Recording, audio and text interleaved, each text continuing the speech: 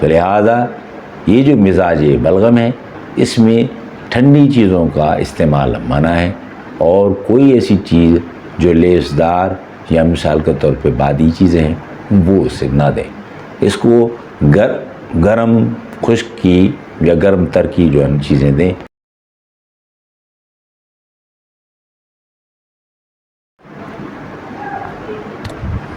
بسم اللہ الرحمن الرحیم۔ ربنا تقبل منا انک انت السمیع العلیم۔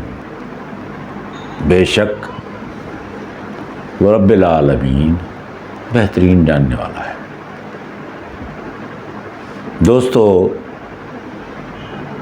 جو ہم نے حکمت میں مزاج کی بات کی، دو مزاج ہم پہلے بتا چکے ہیں، ان کے بڑھنے سے کون کون سی بیماریاں پریشانیاں انسان کو آتی ہیں۔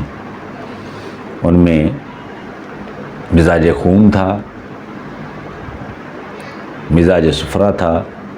آج ہم بات کریں گے مزاج بلغم کے بارے میں۔ جیسا کہ ہم نے بتایا کہ 24 حصوں میں سے 12 حصے خون ہوتا ہے، تو اسی طرح ہی 8 حصے بلغم انسان کے جسم میں پایا جاتا ہے۔ اس کو ہم ویسے اگر انگریزی جو ہے اصطلاح میں اگر اس کو سمجھیں، پلازما کہا جاتا ہے۔ یہ خون کے بالکل نیچے کے حصے میں اس کو کچا خون بھی کہا جاتا ہے، اس کو بلغم بھی کہا جاتا ہے۔ یہ اصل میں سرد تر کیفیت پانی کے مثل ہوتا ہے۔ ذائقہ اس میں پھیکا ہوگا، زبان سفید، ہاتھ ناخن سفید، چہرے کا رنگ سفید، اور زبان کا ذائقہ بالکل منہ کا ذائقہ پھیکا ہوگا، بے مزہ ہوگا۔ اصل میں بلغم جو ہے انسان کے جسم میں متواتر مختلف حصوں میں اسٹے کرتا ہے، رکتا ہے یا ہوتا ہے، کیونکہ اس کے رہنے سے انسان کے اعضاء بآسانی موو کر سکتے ہیں، آگے ہل سکتے ہیں یا کام آسانی سے کر سکتے ہیں۔ یہ پھیپھڑوں، دماغ، جوڑوں اور زیادہ تر پایا جاتا ہے۔ اس کی وجہ سے، اس کے ہونے کی وجہ سے انسانی اعضاء آسانی سے موو کرتے ہیں۔ یہ دماغ اور دوسرے سرد آرگنز کی غذا میں کام بھی آتا ہے۔ جو سرد آرگنز ہیں ان میں یہ بلغم، پلازما، یہ غذا کے طور پہ بھی کام آتا ہے۔ اگر یہ بڑھ جائے تو بلغم کے غلبے سے سردی کی نشانیاں ظاہر ہوں گی،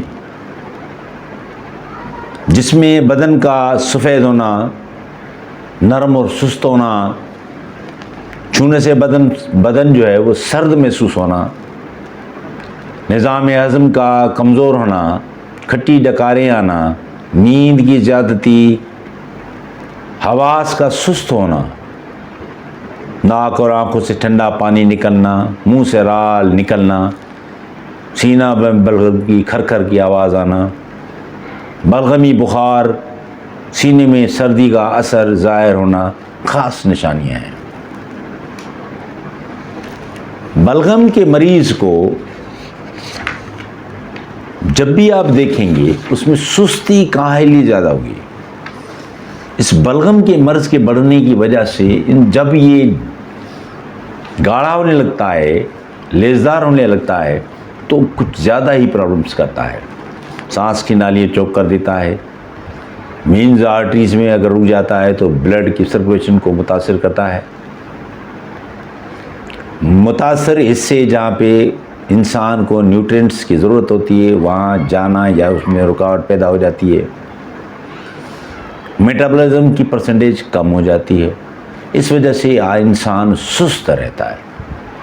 تو اس میں پرابلم زیادہ تر دیکھا گیا ہے اگر مغز یعنی کہ دماغ کی طرف اگر یہ بلاکیج کرتا ہے تو اس میں زیادہ تر لوگوں کو اس سے فالج بھی ہوتی ہے۔ تو لہٰذا اس کو بلغم کو جمنے سے یا چپچپا ہونے سے پہلے ہی خارج کرنا چاہیے۔ اگر یہ بلغم گاڑھا ہو گیا ہے تو بھی اس کو نکالنا لازم ہے۔ جب تک یہ نکلے گا نہیں انسان اپنی اصل حالت، اصل کیپیسٹی میں نہیں آ سکتا۔ تو اس کو اصل میں ہینڈل کرنے کا بہت آسان طریقہ ہے. یہ سرد تر ہے، اس لیے اس کو آپ شروعات میں کہوا دیں. کہوا جو ہے دار چینی، ادرک، چھوٹی الائچی، ملٹی کا کہوا بنا کے دے سکتے ہیں. تو یہ کہوا اگر اس کو پلائیں گے تو اس کا بلغم جو ہے وہ جمے گا نہیں، اس کا اخراج ہوگا. علاج کے طور پہ اس کو آپ گلے بنفشہ، گلے گاؤ زباں، اناب، لیسوڈا، ملٹھی بغیر چھلکے کے، ملٹھی کو کبھی بھی استعمال کریں تو اس کا چھلکا ہٹا کے اس لکڑی کو استعمال کریں. زوفہ خشک، سونف ہر ایک 10 گرام لیں، اس کا کہوا بنائیں، اور کہوا بنانے کے بعد یعنی 2 کپ میں ڈالیں، ابال کے 1 کپ رہ جائے، چھان کے اس میں شہد ڈال کر اس کو پڑائیں. شہد یا گڑ دونوں چیزوں میں سے جو آپ مناسب سمجھیں. اگر اس کو ہم آگے ہی لے جاتے ہیں، بلغم لیزدار ہو رہا ہے، تو اسی میں ایڈ کریں گے تخم ختمی، تخم خیباری، انجیر 2 عدد، منقع اس میں ڈال کے اس کو ابالیں گے اور یہ اس کو پلائیں گے. یہ کم از کم 15 دن پینا چاہیے. ان سب دواؤں کو 1 کلو پانی میں ابالیں، جب آدھا رہ جائے چھان کر شہد ملا کر میٹھا کر لیں، دن میں 3 بار پلائیں 10 دن تک.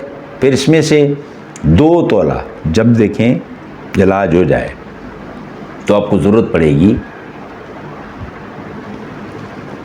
بلغم کے اخراج کی. بلغم اخراج جو ہے وہ آپ کے پیٹ سے نکلنا لازم ہے. تو اس کے لیے آپ مسہل جو دوا ہے، مسہل بھی ہونا لازم ہے.